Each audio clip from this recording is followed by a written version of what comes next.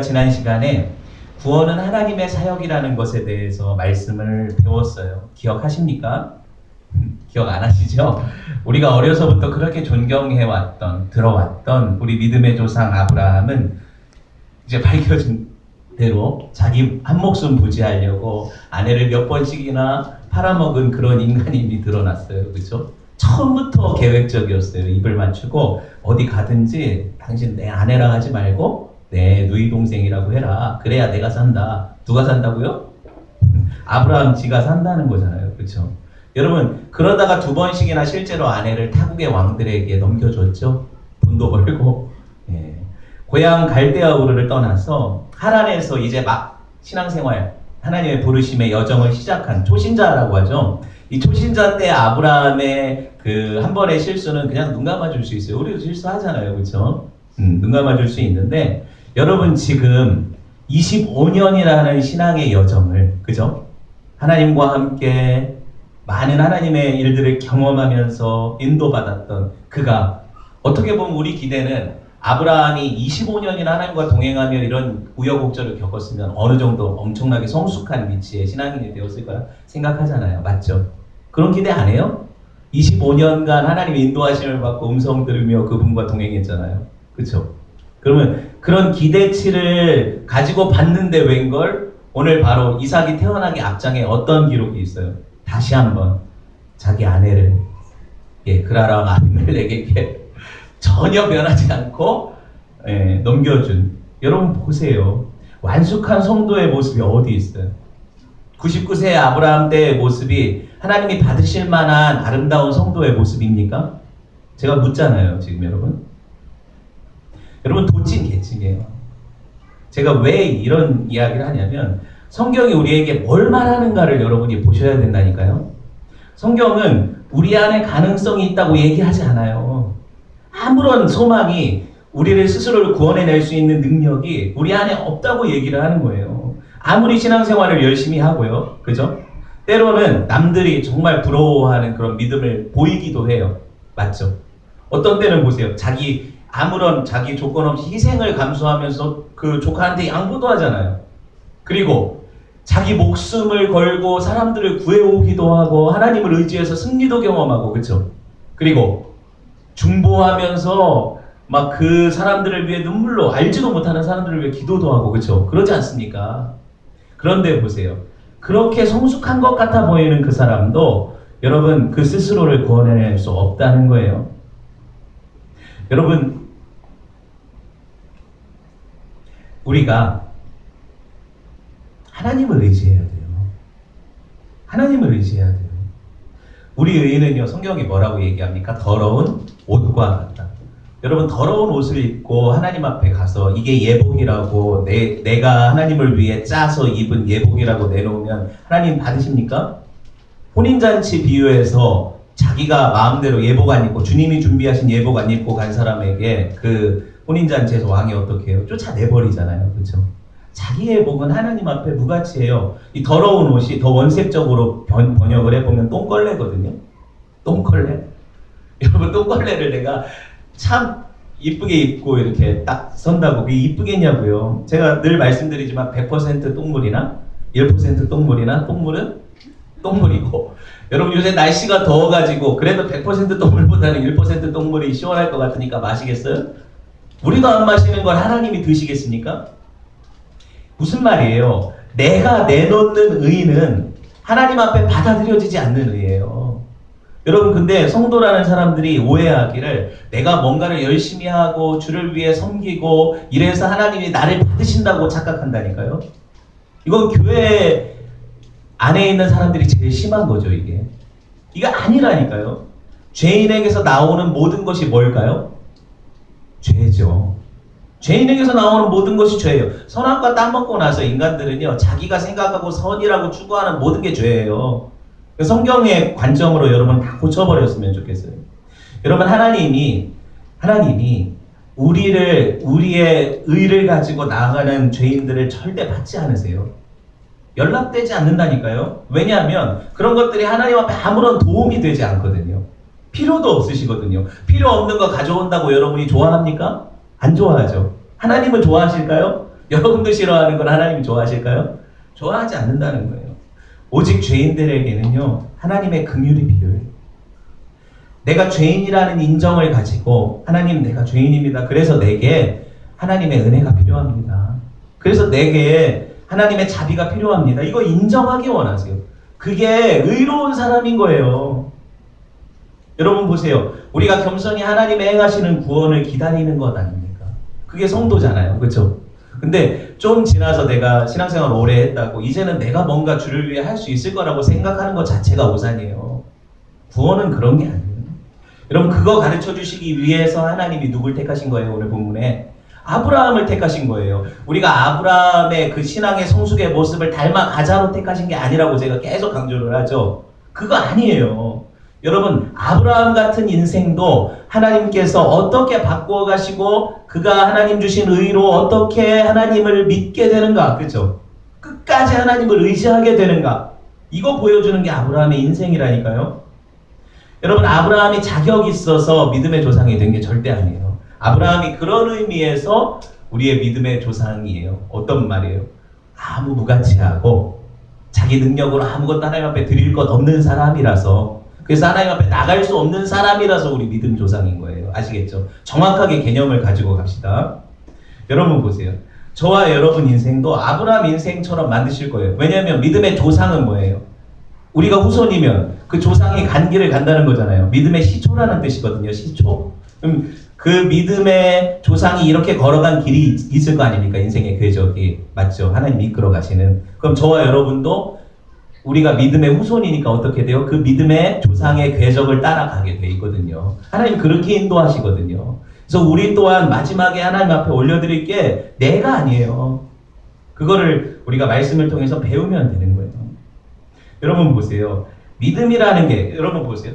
믿음이라는 게 어차피 어떤 걸 담지하는 단어입니까? 내 자신을 의지하지 않고 어떤 대상을, 믿을 만한 어떤 대상을 향해서 의존하는 게 믿음이잖아요. 그걸 믿음이라고 하잖아요. 우리는 믿는 자라고 하잖아요. 그렇죠? 근데 왜 믿는 자가 믿지를 않아요? 왜 믿는 자가 의존하지를 않아요? 내가 하려고 하냐고요, 자꾸. 그거 아니잖아요. 그렇죠? 믿는 자는 의존하는 거예요. 여러분, 그래서 우리가 하나님을 믿는 것이 하나님을 믿는 것이 하나님이 원하시는 거라니까요. 두 손 들고 하나님, 내 인생 하나님이 이끌어 가시지 않으면 아무것도 아닙니다. 하나님을 위해서 내가 내놓을 의의가 없습니다. 이거 인정하고 걸어가는 게 성도라니까요. 여러분 하나님께서 택하신 백성들 가운데, 성도라 이름 부른 사람들 가운데 이 일을 행하고 계세요. 이게 하나님의 경륜이라는 거예요. 이게 역사라는 거예요. 여러분 우리 삶에 우연이 있어요? 없어요? 우연이 있어요? 없어요? 불교에서도 하물며 인과연을 얘기하는데 예, 우리 삶에 우연이 없어요. 성도의 삶은요 하나님의 계획 안에 있다는 거예요. 계획 안에 있는데 계획하신 분이 전능하시고 전지하시다면 이 계획이 실패해요? 안 해요? 실패하지 않아요. 그렇죠? 그러니까 두려워하지 말라는 거예요. 우리 삶에 왜 두려움이 있습니까? 하나님을 신뢰하지 않은 거예요. 왜 내가 나를 의지하니까 자꾸 내가 하려고 하니까 힘든 거잖아요. 두려운 거잖아요. 안 되니까. 그렇죠? 하나님 의지하세요. 여러분 하나님이 여러분과 동행하기로 결정하시고 시작하셨다면 놓고 중간에 버려두고 가지 않으세요. 여러분 자녀도 안 버리는 게 여러분인데 하나님이요? 안 버리고 가세요. 걱정하지 마세요. 점점 더 확신하셔야 돼요. 자라갈수록, 날이 갈수록. 여러분 아브라함이 이삭을 약속으로 받은 것이 몇 년 전이에요? 오늘 본문에서 25년 전, 그죠? 75세 때 약속으로 받았잖아요. 그리고 99세 때 지금 팔아먹고 100세 때 아들 나니까 25년 전 받은 거잖아요. 맞죠? 그죠? 창세기 12장에서 시작됐어요. 아브라함의 여정이. 그죠? 하나님이 당신의 백성으로 아브라함을 믿음의 조상으로 부르시는 거잖아요. 12장에서. 25년 동안 나름대로 자기 자신의 노력을 가지고 하나님 뜻에 부응하려고 그게 노력했어요? 안 했어요? 아브라함이? 했어요. 노력했다고요. 그렇죠? 봤잖아요. 우리가. 여러분 그가 한 노력이 뭐예요? 하나님이 나를 통해서 하늘의 별같이 자손들을 만드시겠다 하셨고 약속의 땅을 주시겠다 하셨는데 하나님이 참 이거를 지연시키시는 것 같으니까 내가 도와드리려고 한 일이 뭐냐고요? 기억나요? 뭐 했어요? 먼저 자기 집에 다메섹 종 엘리에셀을 갖다가 양자로 입양을 해서 하나님 이 사람을 통해서 민족을 이루십시오 그러잖아요. 자기가 도와드린 거예요. 자기 지혜로. 맞죠?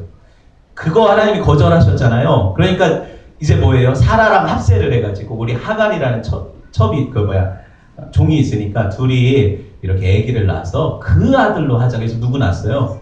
이스마엘이라는 아들 낳았잖아요. 여러분 인간이 하나님의 계획을 도와드린다는 게 뭐예요? 다 쓰레기 같은 거예요. 인간이 자기 노력으로 하나님의 역사와 하나님의 계획을 도와드린다고 하고 난 게 뭐예요? 다 하나님이 안 받으시는 것들이잖아요. 지금 성경이 그걸 가르쳐 주잖아요. 이스마엘을 하나님 받으셨어요? 엘리에셀을 받으셨어요? 안 받으셨죠. 근데 우리 성도들이 우리 삶 가운데 계속해서 내가 어떤 열매들을 가지고 하나님 앞에 올려드린다고 생각을 해요. 그거 아니에요. 여러분 잘 생각해 보세요. 오직 아브라함과 사라를 통해서 나올 시라야 네 후손이라고 하셨죠. 그게 약속이잖아요. 우리는 그 약속을 믿는 자들 아닙니까? 성도가 뭐예요? 하나님 약속하신 것을 이루실 줄 믿는 자들이잖아요. 맞죠? 그럼 중요한 게 뭐예요? 그 약속 붙잡고 하나님이 그 약속을 이루실 때까지 기다리는 게 성도죠. 안 그렇습니까? 내 노력으로 그거 안 기다리고 내가 하나님을 도와드려야겠다 하면 그때부터 핀트가 나가기 시작해요. 문제가 생기기 시작해요. 하나님의 영광이 드러나지 않거든요. 여러분 보세요. 창세기 3장 15절에서 우리가 아담과 하와 범죄한 이후에 하나님 주신 약속이 그거잖아요. 여자의 후손을 보내서, 그죠? 그 여자의 후손을 통해서 뱀의 머리를 상하고 너를 구원하겠다는 약속이잖아요. 그게 원시복음이죠. 시원복음. 근데 이 복음 믿고 아담과 하와가 동침을 해서 아들 낳았어요. 그쵸? 그 아들 낳고 그게 구원자라고 자기들이 바랬던 그 구원자 가인은 뭐예요? 살인자잖아요. 하나님이 주신 씨가 아니란 얘기잖아요. 그쵸? 근데 하나님의 놀라운 계획은 죽은 아벨 대신에 누구를 주시는 거예요? 셋이라는 씨를 주시는 거잖아요. 그쵸? 그 셋을 통해서 누가 와요? 노아가 오고 노아를 통해서 셈이 오고 이런 것 아닙니까? 여러분 보세요. 하나님이 당신의 역사를 인간들의 계획을 통해서 이루시는 게 아니에요. 하나님이 스스로 이루시는 거예요. 맞죠? 성경이 이거를 보여주고 있는데 왜 두렵습니까? 왜 우리 인생을 하나님이 인도하신다는데 왜 아브라함을 인도하신 그 하나님이 우리 인생은 안 인도할 거라고 생각을 하세요? 여자의 후손, 그 약속은 하나님 주신 거니까 하나님이 이루실 거예요. 그렇죠? 여자의 후손을 통해서 아담과 하와는요, 이 잠긴 동산이 어디예요? 에덴이죠. 쫓겨났으니까. 동쪽으로 쫓겨났으니까. 에덴 동산으로 들어가고 싶었어요. 왜냐하면 거기 아직 못 먹은 열매가 있거든요. 뭐예요? 생명나무 실과 아니에요.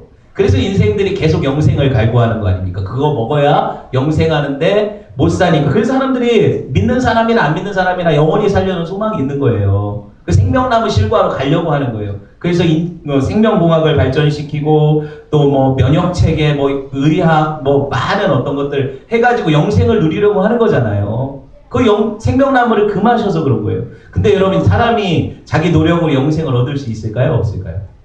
없지요, 당연히. 왜? 하나님이 금하셨으니까. 그거예요. 여러분 그래서 아담과 하와 이후에 모든 인생들이 여자의 후손을 기다렸어요. 맞죠? 그 여자의 후손만이 그 생명나무로 가는 실과를 따먹을 수 있도록 그 길을 여는 분이라고 믿었으니까 그거 믿고 애기 낳은 거잖아요. 그리고 오늘 아브라함도 마찬가지죠. 이 여자의 후손이 바로 약속의 씨고, 그죠? 그 후손이니까 그 후손이 자기들을 어디로? 하나님께로 이끌어 영생을 누리게 할 거라는 믿음 가지고 애기 낳는 거예요. 근데 거기 사람들의 노력이 개입될 여지가 있냐는 거예요. 제 질문이. 아니라는 거죠. 하나님이 하시는 일이라는 거예요. 근데 아브라함은 이걸 배워가는 과정으로 인생을 산 거예요. 왜 그가 우리 앞서 그 인생을 살았을까요? 우리 교보제잖아요. 아브라함이. 믿음 생활은 어떻게 하는 거다. 믿음의 시조가 보여주니까 우리도 그렇게 따라가면 된다. 이해되셨죠? 믿음 생활은요, 내가 하는 게 아니라 누가 하시는 거다? 하나님이 하시는 거다. 그래서 내 인생을 아브라함처럼 누가 인도하신다? 하나님 인도하신다. 이거 배우는 게 성경이에요. 제가 여러분한테 이렇게 하십시오, 저렇게 하십시오 설교한 적이 있어요?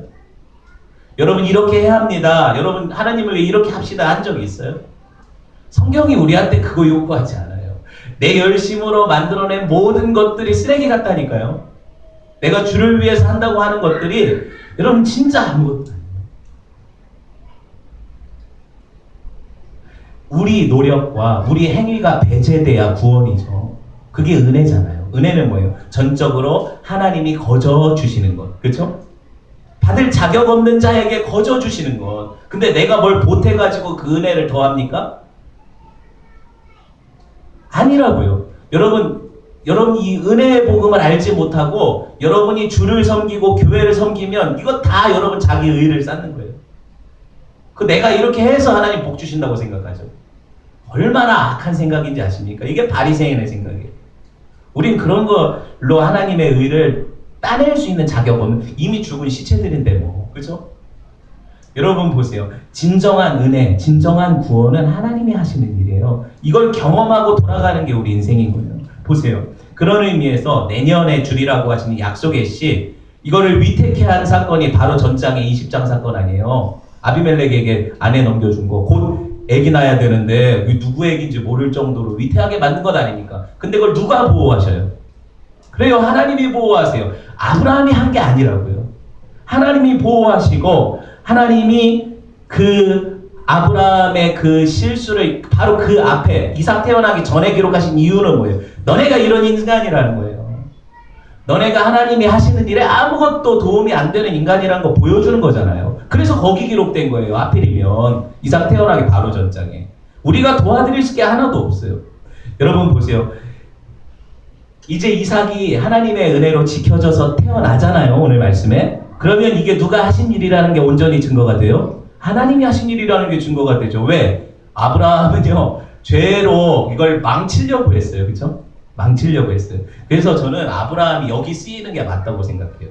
정말 맞다고 생각해요. 죄가 많은 곳에 은혜가 넘치잖아요.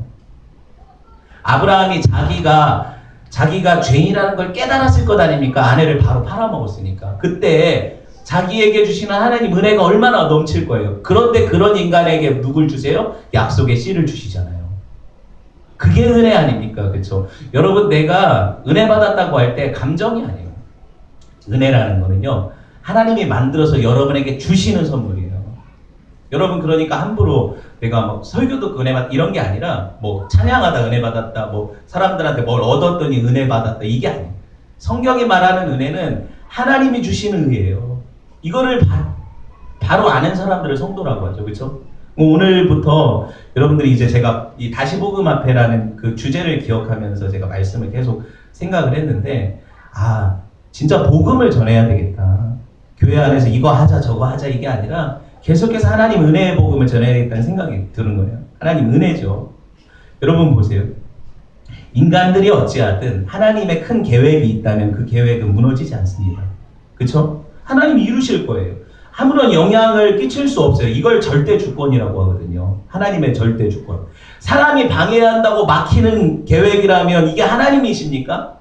제가 반문하잖아요. 우리가 방해할 수 있는 거라면 하나님의 계획입니까? 아니잖아요. 그렇죠? 이거 아브라함의 이 일생 가운데 이거 보여주잖아요. 계속. 단 1초만이라도 여러분이 하나님의 계획을 막아설 수 있다고 생각하세요? 단 1초라도 여러분 인생 가운데 나를 향한 하나님의 계획을 1초만 막아설 수 있을 거라고 생각하세요? 안 돼요. 없는 거예요. 왜? 여러분 그 생각조차도 하나님 심어넣으시는 거니까.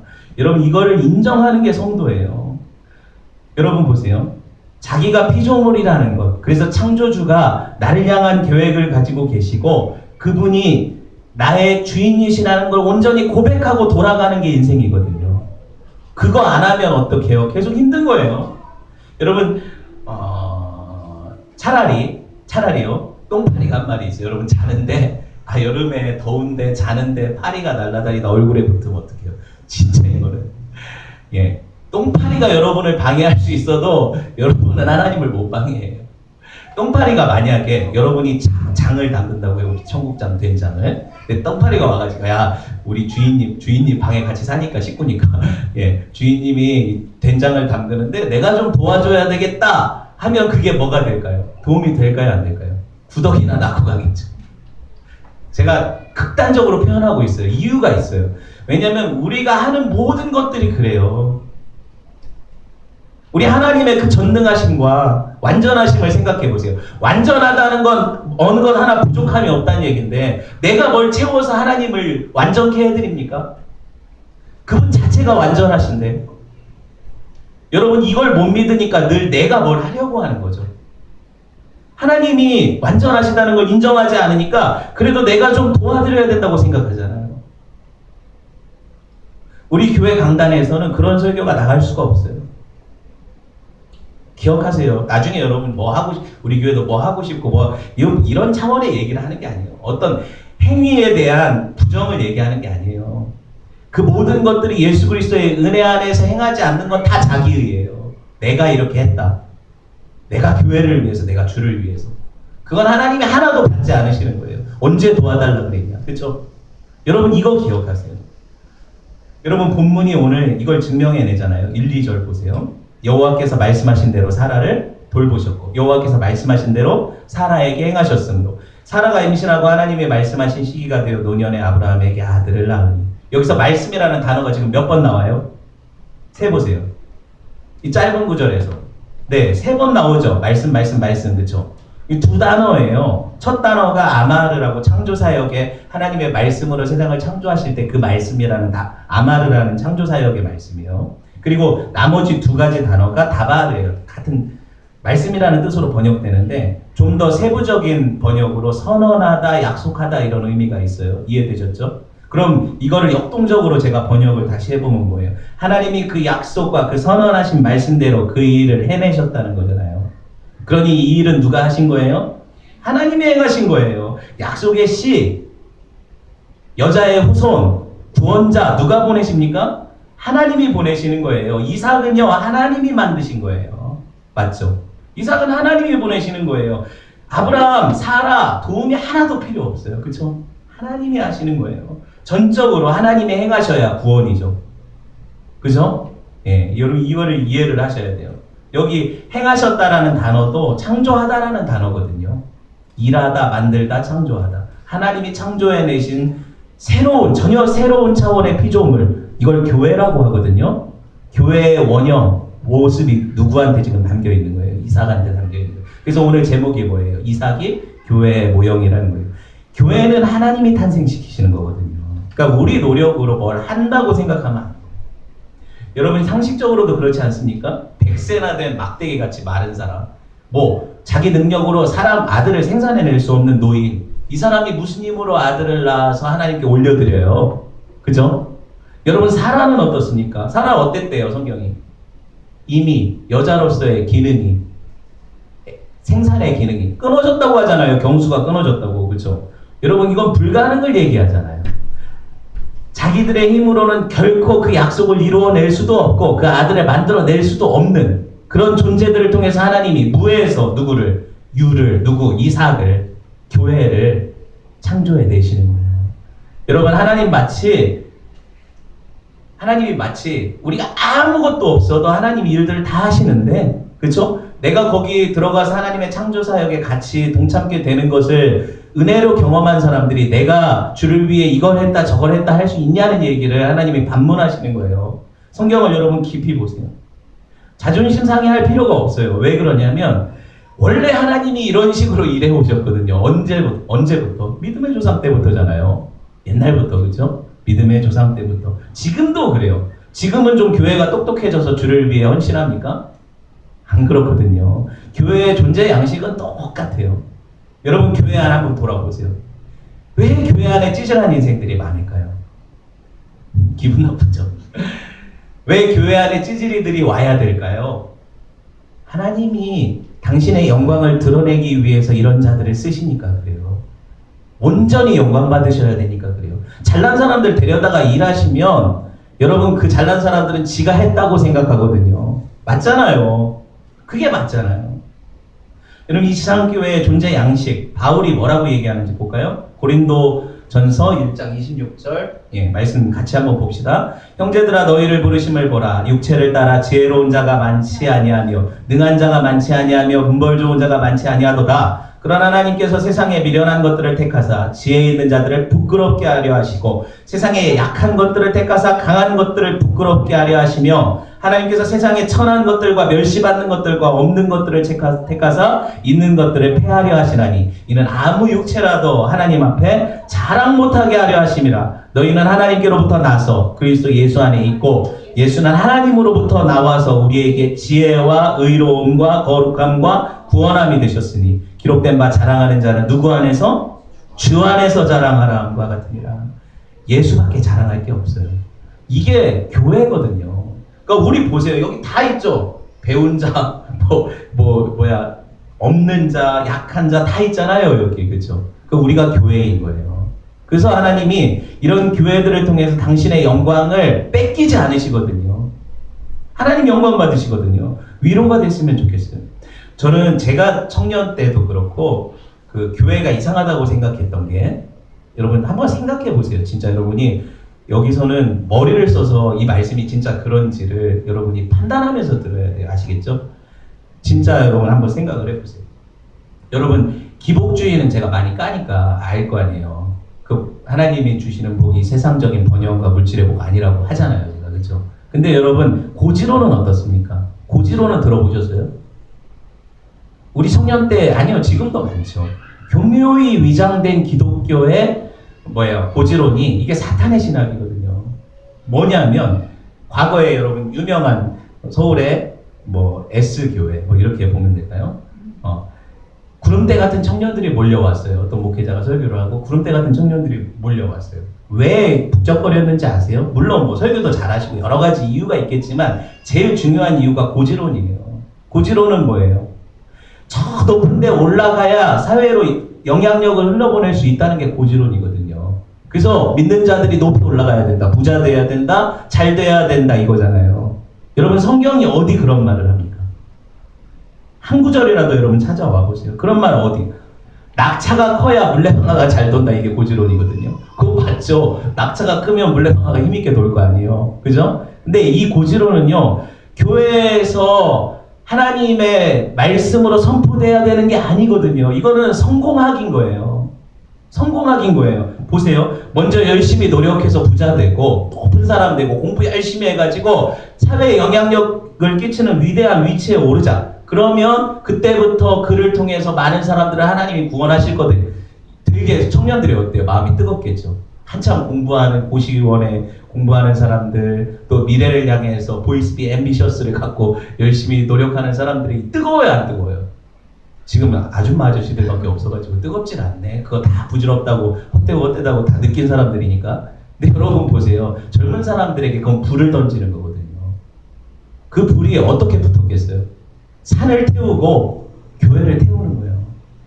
그래서 그들이 몰려들었죠. 몰려들어서 뭐예요? 우리 이렇게 해서 그 영향력 있는 위치에서 복음을 전할 때 세상이 우리를 통해서 하나님께 돌아올 거다. 헛소리라니까요. 왜 헛소리입니까? 여러분 이건 인간의 본성적인 욕구, 자기가 높아지려 하고 하나님 없이도 세상을 다스릴 수 있으려는 이 바벨탑 쌓는 인생들에게 먹이 던져주는 거예요. 교묘하게 위장해서 하나님의 복으로 가장하고 그 축복을 가지고 사람들에게 나눠줄 수 있는, 내가 그런 가치 있는 사람이 되어서 하나님을 증거할 수 있다고 생각하는, 이건 악마의 신학인 거예요. 여러분 한번 생각을 해보세요. 제가 이렇게 극단적으로 표현하는 이유가 있어요.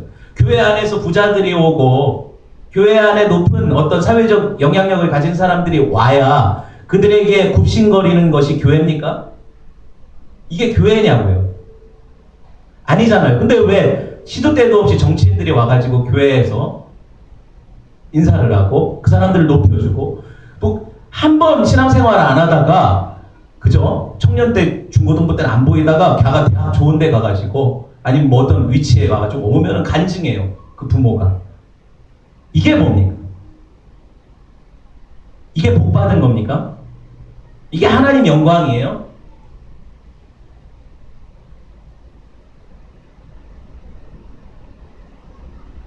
얼마 되지 않은 우리 기독교 교회사를 보세요. 대통령이 장로가 둘이 나왔어요. 높은 곳에 올라가면 기독교 사회로 물들어요. 십자가 복음이 편만하게 증거돼요. 그랬어요?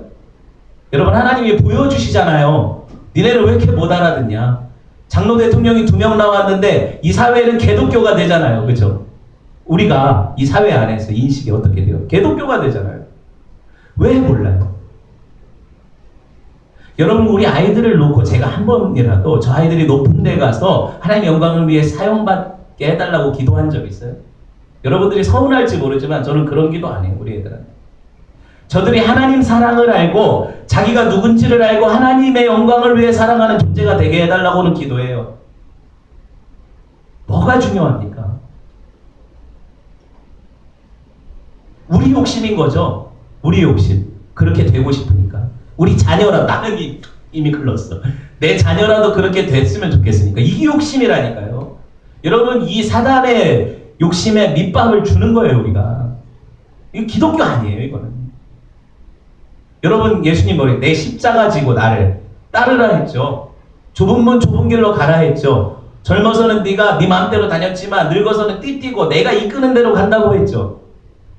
예수님이 어디로 가셨어요? 십자가 골고다로 가셨죠. 여러분, 세상에 가장 미련한 자리로 가셨잖아요. 예수님이 만약에 힘으로 이 세상을 정복할 거라면 다윗이 문제입니까? 다윗이 문제겠냐고요. 십자가에서 내려오라 할 때 십자가 내려오셔서 뽑아 들고 다 쳐 죽이셨을 거예요. 나 같으면. 네, 여러분, 예수님은 그런 고지로 올라가지 않으셨어요. 골고다로 내려가시는 거죠. 사망의 음침한 골짜기로 자기를 죽여서 우리를 살리시는 거잖아요. 그렇죠? 기독교 복음을 왜 거꾸로 들어요? 왜 기독교 복음을 거꾸로 들어요? 하나님이 뭐라고 하십니까? 힘으로 되지 않고 능으로 되지 않는다. 오직 나의 신으로 된다. 하나님이 하신다니까요. 하나님이 하신다니까요. 제가 아는 하나님은요, 내가 주를 위해 무엇을 하겠습니다 하는 사람들을 통해 영광 받으시는 분이 아니에요. 그런 사람들이 하나님의 얼굴에 먹칠하고 다니는 거죠. 함부로 말하지 마세요. 하나님이 돌덩이들로도 아브라함의 자손이 될 수 있게 하신다고 하시잖아요. 니네가 찬양하지 않으면 나는 이 돌들로 찬양하게 하실 거라고 하시잖아요. 이게 전능자시거든요. 근데 우리가 내가 찬양하지 않으면 하나님 영광 못 받으신다고요? 제 말이 이해가 돼요?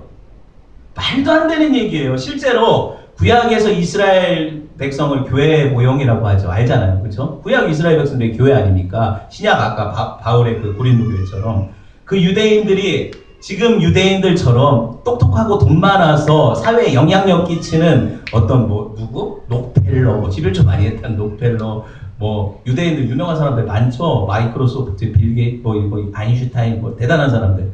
이런 사람들이라서 하나님이 쓰신 거라고 생각하세요? 그걸 택하셨다고 생각하세요?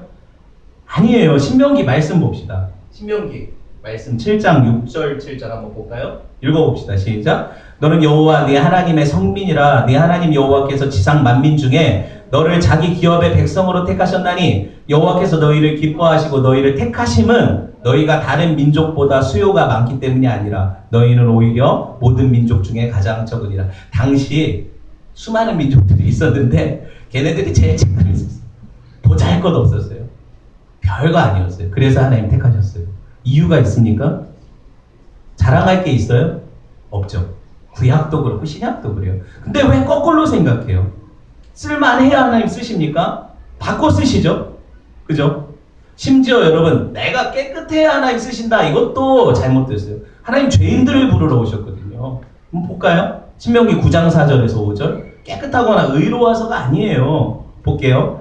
내 하나님 여호와께서 그들을 네 앞에 쫓아내신 후에 네가 심중에 이르기를 내 공의, 내 의로움으로 말미암아 여호와께서 나를 이 땅으로 인도하여 드려서 그것을 차지하게 하셨다 하지 말라. 이 민족들이 악함으로 말미암아 여호와께서 그들을 네 앞에서 쫓아내심이라. 네가 가서 그 땅을 차지함은 네 공의로 말미암음도 아니며 네 마음이 정직해서도 아니고 이 민족들이 악함으로 말미암음이니라. 보셨어요? 이스라엘 백성들이 깨끗하고 참 쓸만한 그 거룩하고 경건한 그릇이라 쓰신 게 아니에요. 성경이 얘기하잖아요. 그렇죠? 그냥 쟤들이 되게 악해가지고 너네들 그냥 쓰는 거야. 너네도 더러운데. 이렇게 보셔야 돼요. 성경이 무슨 얘기하는지 알고 성경을 보세요. 이와 같이 성도는요, 오직 내 자신이 아니라 내 안에 새 일을 행하시는 오직 예수 그리스도를 자랑하는 존재들이에요. 사도 바울이 뭐라고 합니까? 그래서 나는 십자가 외에는 자랑할 것이 없다고 하잖아요. 예수 그리스도의 십자가 외에 우리가 자랑을 어디서 해요, 감히? 여러분 조금 힘들겠지만 오늘은 말씀을 여기서 끝낼 수가 없어요. 조금 더 여러분이 진지하게 들어보세요. 우리는요 오직 내가 자랑할 게 있다면 나의 약함을 자랑해야 돼요. 내가 약할 때 누가 강하니까? 하나님 그가 강하시니까. 제가 벌써 여러분 한 달째 눈이 아프지 않습니까? 여러분 답답할 거예요. 낫지도 않고. 많은 분들이 저를 위해서 오늘 또 대표 기도도 해주셨는데 근데 여러분 기도가 약해요. 이렇게 안 나요? 아니면 죽여달라고 기도를 하는 건가? 전에도 제가 몇 번에 강진을 했지만 저는요 눈이 아파서 하나님의 일을 더 열심히 못하는 게 아니에요. 제가 간증하잖아요. 여러분 오히려 눈이 아파서 주의 일을 더 열심히 하는 거예요. 이 역설을 아시겠어요? 여러분 나는 눈이 아프고 몸이 아파서 더 열심히 기쁘게 주님을 섬길 수 있어요. 여러분 하나님의 일이 뭐라고 생각하세요? 교회에서 하는 모든 일들이 하나님의 일이라고 생각할 수 있지만 여러분 성경이 말하는 하나님의 일은 그런 게 아니에요. 우리가 뭘 하는 걸 하나님의 일이라고 안 한다니까요. 자꾸 우리가 갖고 있는 개념을 가지고 생각하지 마세요. 성경이 뭐라고 얘기하는지를 보세요.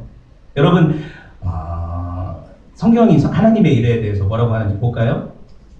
요한복음 6장 28절 29절 읽어봅시다. 그들이 묻되 우리가 어떻게 하여야 하나님의 일을 하오리까? 예수께서 대답하여 이르시되 하나님께서 보내신 일을 믿는 것이 하나님의 일이다. 하나님의 일이 뭐래요? 그 보내신 자 예수 그리스도를 믿는 게 하나님의 일이래요. 우리가 교회에서 해야 될 일이 뭘까요? 예수 믿는 거예요. 그 예수님 믿는 거예요. 예수님 잘 믿으면 하나님 일 잘하는 거죠. 그거밖에 더 있습니까? 우리가 뭘 하겠다는 거예요? 여러분 보세요. 교회 그러면은 섬기는 사람이 필요 없습니까? 그런 얘기가 아니에요. 헌금하고 헌신하고 이거 귀하죠. 다 귀한 건데 이것을 하나님의 일이라고 성경이 얘기하지 않는다는 얘기하는 거예요. 무슨 말인지 아시겠어요? 진짜 우리가 알아야 되는 하나님의 일은 예수님 믿는 거예요. 목사가 여러분 내가 주를 위해서 이것도 하고 저것을 한다고 여러분의 심령이 변할 것 같아요? 교회가 부흥할 것 같아요? 대단한 하나님의 역사가 일어날 것 같아요? 저 같은 목사는요 하나님의 일을 하는 것은 그냥 그분을 믿고 신뢰하는 거예요. 더 잘 믿는 거예요. 목사가 예수 잘 믿으면 그게 하나님 일이잖아요. 목사가 예수 잘 믿으면 여러분도 예수님 잘 믿을 것 아닙니까? 그게 제가 할 모든 일이에요. 여러분 제가 제 지혜의 소산으로 다메섹 엘리에셀을 하나님 앞에 이게 열매입니다 받으십시오 하고 올려드리면 하나님이 어떻게 하실까요? 필요 없다 거절하시겠죠. 이스마엘을 낳아서 내 열심의 자식인 이스마엘을 하나님 받아주십시오. 이게 주를 위해 올려드리고 봉헌하는 우리의 헌신입니다. 이렇게 드리면 하나님이 리젝트 하시겠죠. 거절하시겠죠. 왜? 이건 내가 하는 일이니까. 하나님은 당신의 일을 당신이 이루신다고 제가 계속 얘기하잖아요. 아니요. 제가 하는 게 아니죠. 성경이 얘기를 하잖아요. 여러분 그래서 우리는 어떻게 살아야 되냐면 내가 육체의 열심을 가지고 섬기려는 모든 것들이 부정당해야 돼요. 하나님이 그거 안 받는다. 필요 없다. 나 그거 없어도 일할 수 있다. 계속 이렇게 거절당해야 돼요. 그래야 나 자신을 깨닫게 돼요. 점점 내가 자랑할 게 없어지게 되거든요. 그래서 내가 공부를 이렇게 했고 설교 준비를 이렇게 했고 내가 열심히 이렇게 노력을 하고 이런 거 다 부정당해야 돼요. 하나님 은혜의 사역이 뭡니까? 사람이 하는 일이 아니라는 거예요. 점점 내가 그리스도와 함께 십자가에 못 박혀 죽고 내 안에서 누가 사셔야 돼요? 예수 그리스도께서 사셔야 돼요. 여러분 이걸 제가 제일 먼저 경험해야 교회로 흘러갈 것 아닙니까? 그래서 하나님이 저를 죽이시는 거예요. 그래서 아프게 하시는 거예요. 그러니까 여러분들이 생각할 때 목사가 아프면 복을 못 받은 이런 차원의 그 저급한 기독교 그거 아니에요. 여러분 복 주시려고 저를 죽이시는 거 아닐까요? 예수님이 죽으셔야 어떻게 해요? 사람들이 살잖아요. 목사가 죽어야 교회가 살죠. 제가 여러분 열심을 안 부렸습니까? 제가 허탄한 자랑을 해볼까요? 제가 열심으로 주를 섬기겠다고 청주에 개척을 했잖아요. 그렇죠? 그래서 사람들이 있든 없든 열심히 복음 전하고 나름대로 최선을 다했어요. 어떻게 하셨어요, 하나님? 거절하셨잖아요. 여러분 증거 아닙니까, 여러분이? 문 닫게 하셨잖아요, 1년 만에. 네 열심의 열매는 내가 안 받겠다. 그 열심으로 한번 아등바등 해봐라 거절하셨잖아요. 그거 제가 먼저 경험하는 거예요. 여러분, 그래서 제가 그러면은 교회 그래 주를 섬기게 또 열심히 여전히 남아있는 인간이라 이 교회에 와서 좀 힘들어 또 열심히 주를 섬기고 내가 자비량으로라도 열심히 사업이라도 해서 돈을 벌어가면서 교회를 계속 섬겨야지 이런 생각을 했더니 하나님이 가게를 망하게 하시잖아요. 왜 망하게 하셨을까요? 물론 제가 스킬이 없어 망했을 수 네, 그런 차원 얘기를 하는 게 아니에요. 잘 들어보세요.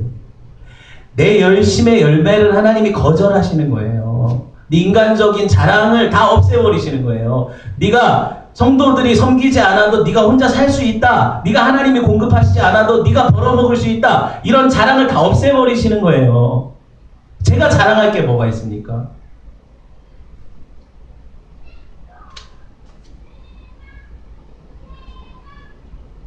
여러분 정말 건강도 잃어보고 사랑하는 사람들이 등 돌리는 아픔도 경험해봐야 하나님을 알아요.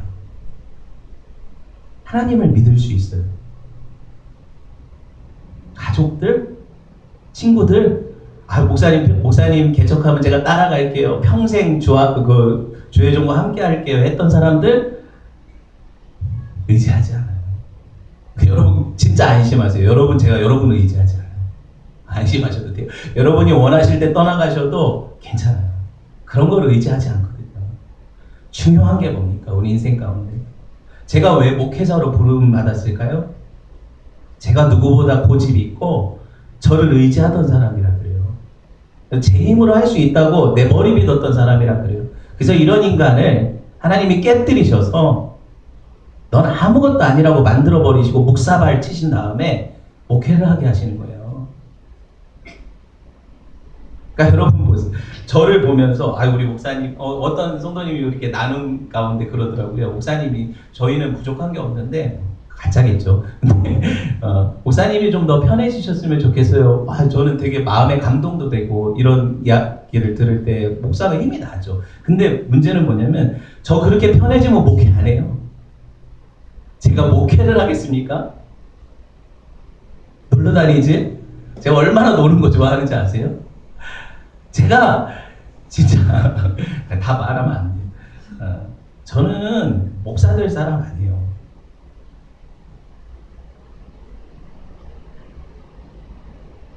여러분 이런 사람을 하나님이 억누르셔서 목회자로 만들어 가시고 그래서 내 안에서 하나님이 하시는 일을 보여주시고 네가 하는 게 아니라고 부정시키신 다음에 하나님 영광 받으시는 거예요. 그러니까 저도 여러분을 의지하지 않는다니까요. 제가 카톡 프로필을 unworthy servant라고 바꿔놨죠. 뭐예요? 무익한 종. 좋죠, 듣기 좋죠? 무익한 종. 근데 그건 진짜 고백이에요. 정말 무익한 인간이거든요, 제가. 우리 아내가 알죠. 제가 얼마나 무익한 사람인지. 저는 일상에 쓸모가 없는 사람이라고 어제도 들었어요, 아내한테. 정말 무익한 사람이에요, 제가. 근데 이 무익한 종은 그렇게 무익한 채로 있어야 돼요. 왜? 하나님이 나의 유익이시니까. 그래서 제가 아는 거는 저는 제가 목회 성공할 거라고 생각하지 않아요. 제가 아는 거는 우리 교회가 엄청 부흥해가지고 여러분들이 원하는 진짜 목사님 사례도 제대로 주고 건물도 있고 사람들 몰려들고 이런 건 제 목적 아니에요, 여러분. 전혀 아니에요. 100% 아니에요. 잘 들어보세요. 저는 여기 있는 영혼들 한 명이라도 지옥 가는 걸 원하지 않아요. 제 목적이 뭔지 아세요? 우리 가족들 사랑해서 우리 가족들 다 천국 데려가고 싶은 마음이 제 안에 있을 것 아닙니까? 똑같이 여러분 데리고 가려는 게 제 목적이에요. 그거밖에 없어요. 그러니까 여러분 다른 생각 할 필요가 없어요. 아니 세상에 자기 직업을 가진 사람들도 그 직업을 위해서 최선을 다하는 게 마땅하고 거기서 열심히 해서 자기의 어떤 것들을 하는데 목사가 여러분 영혼을 위해서 노력 안 하겠습니까? 걱정할 게 없어요. 일하게 하시면 일하면 되는 거고 그런 건 문제가 아니라니까요. 여러분이 그런 거를 혹시라도 마음의 짐으로 가지고 계실까봐 제가 솔직하게 털어놓는 거예요. 그런 거를 여러분이 짐으로 가지시면 안 돼요. 여러분의 마음의 짐은요. 목사님이 이렇게 설교를 하고 말씀을 전하는데 자꾸 말씀이 듣기 싫어지고 내가 하나님을 알아가는 것이 왠지 부담스럽고 저렇게 살기 싫고 이게 여러분의 마음이 짐이어야 돼요. 그것 때문에 여러분이 가슴 아파야 돼요. 다른 건 필요 없어요. 그럼 한번 생각해 보세요. 아브라함과 사라에게 하나님이 행하신 일을 보세요. 히브리서 11장 이렇게 증언하죠. 11장 11절부터 믿음으로 사라 자신도 나이가 많아 단산하였으나 잉태할 수 있는 힘을 얻었으니 이는 약속하신 일을 미쁘신 줄 알았습니다. 이러므로 죽은 자와 같은 한 사람으로 말미암아 하늘의 허다한 별과 또 해변의 무수한 모래같이 많은 후손이 생육하였느니라. 하나님 구원 사역에 우리는 숟가락 하나 못 얹어요. 못 보탠다는 거예요. 그저 믿음으로 뭐 해요? 그분을 바라보면 되는 거예요. 그럼 하나님이 행하신다니까요. 그저 그 말씀이 우리 삶과 인생 가운데 역사하시는 것을 보고 가는 게 이게 성도예요. 그게 인생이에요. 이거 거룩한 수동성, 멋지게 말하면 거룩한 수동성 그러죠. 기다림, 인내 이렇게 바꿔 말하죠 성경이. 근데 제일 못하는 게 뭘까요? 사람이 기다리는 거죠. 인내하는 거예요. 그분이 일하실 때까지 참는 거 이거 못하는 거예요. 그래서 우리가 다 망쳐놔요. 뭐 하려고 하거든요. 교회를 위해서, 주를 위해서, 여러분 가정을 위해서 뭘 하려고 하거든요. 근데 하나님은 우리에게 하나를 요구하세요. 하나님을 믿으라고. 하나님이 하시는 그 약속, 그 말씀 붙잡으라고. 성도들에게 그거 경험하고 내가 부를 때 야 내가 이제 네 인생 가운데 이런 일을 행한 걸 잘 봤지? 이제 때가 됐으니까 와라. 그러면 가면 되는 거죠. 뭘 이루려는 거예요? 세상에서. 뭘 이루려는 그런 꿈 없어요. 우리 교회 비전 그런 비전 없어요. 전혀. 그러니까 여러분 비전을 원하는 교회는 저기 그 유명한 비전들 걸어놓은 교회로 가시면 돼요. 그런 비전 없어요. 전혀. 여러분 보세요. 근데 저는요 이 기다림이 끝이 난다고 믿어요. 2절 볼까요? 하나님 말씀이 뭐래요? 시기가 되어 누가 나왔어요 지금? 이삭이 나왔죠. 약속이 이루어졌죠. 정한 때가 있다. 이 시기가 모에드라는 히브리어거든요. 정한 때라는 뜻이에요. 하나님은 반드시 당신의 때에 당신의 일을 이루시니까 차질이 없는 거예요.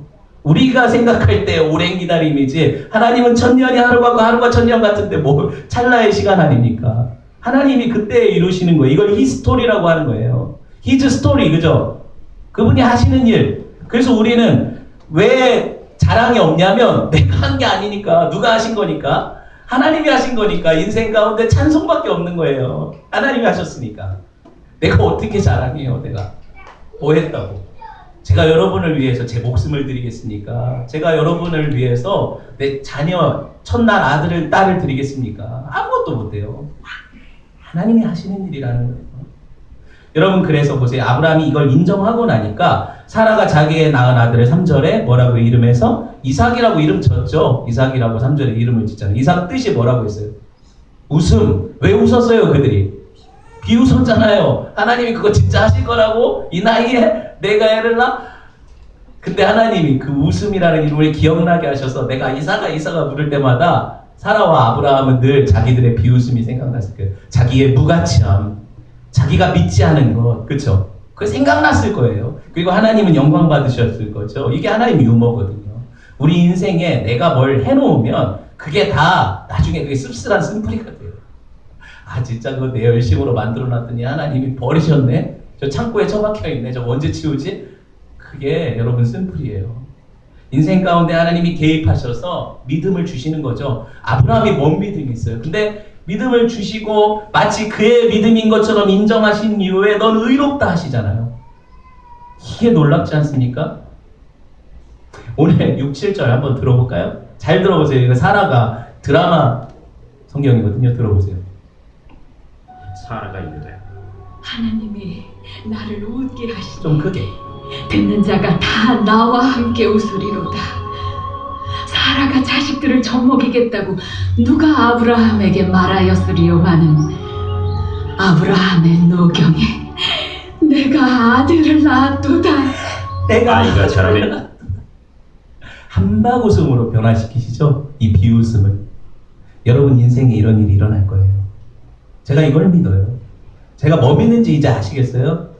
우리 교회가 어디로 가는지 아시겠어요? 이 배를 같이 타고 가실 분만 타는 거예요. 나의 슬픔을 그가 기쁨으로 변화시키시네.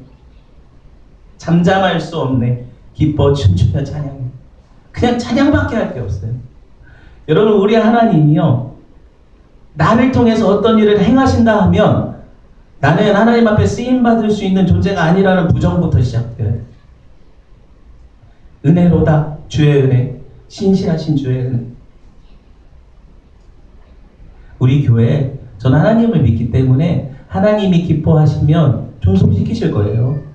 하나님이 기뻐하시지 않으면 문 닫는 게 이게 답이죠. 당연히 그게 답이 아닙니까? 하나님이 싫어하시는 교회가 있을 이유가 있어요, 없어요? 없는 거죠. 근데 왜 우리가 좋다고 우리끼리 모임을 갖고 모입니까? 이제 이해되셨죠? 이 정리가 돼야 돼요, 여러분. 그래야 교회로 모일 수 있는 거예요. 4절, 5절.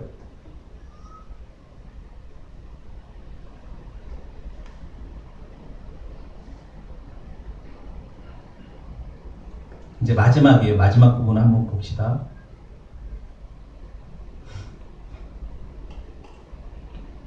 제가 지금 놓쳤어요. 죄송합니다.